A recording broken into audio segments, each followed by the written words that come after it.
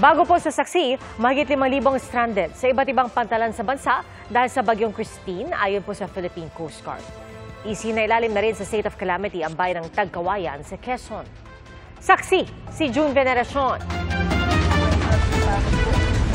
Kailangan na po namin rescue yan kasi napakataas lang po ng tubig dito. Ayan, si nanay.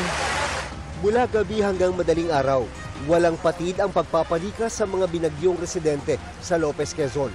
May isa pa? Ay, sige, ako nang bahala doon. May sanggol?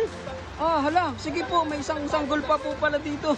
Ang pangalawang bata na na-rescue na ni Kagawad. Oras ang kalaban, lalo't madilim at may banta ng baha.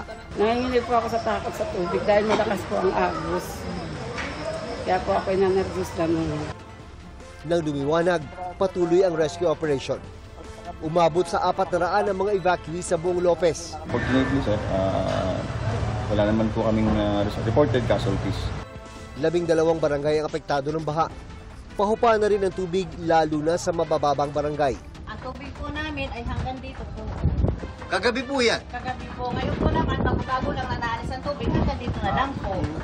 Pero ang takot ng mga residente, hindi pa rin humuhupa. Mari pong mamaya po may tubig na naman. Gawa po na hindi pa naman naalis yung ating sama ng panahon. Napuruhan din ng bagyo ang bayan ng Tagkawayan sa Quezon. Kabi-kabila ang baha na nagdulot ng mahigit 100 milyong pisong pinsala sa mga taniman at pangisdaan. Dahil dyan, isinailalim ng LGU ang Tagkawayan sa state of calamity. Nasayang din ang mga palay na aanihin na dapat sa bukid na ito sa gumaka matapos padapain ng bagyo. Sa Lokban, nawasak ng malakas na hangin at ulang dala ng bagyo ang covered court sa Lokban Elementary School. May classroom ding nasira nang mabagsakan ng puno. Maraming gamit ang nasira at nabasa, kaya nananawagan ng tulong ang mga guro.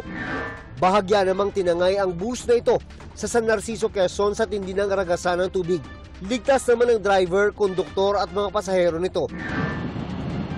May ilang pasahero ring stranded kanina sa Batangas Port lalo't bawal ang paglalayag dahil sa lakas ng alon. Pinalipat din ang mga pasahero sa likuran ng terminal building dahil posibleng sa Biyernes o Sabado pa magbabalik normal ang biyahe sa Pantalan. Inatasan ng Batangas PDRRMO ang pamunuan ng Batangas Port na hanapan ng matutuluyan ang mga pasahero. Para sa GMA Integrated News, ako si June Veneracion, ang inyong saksi.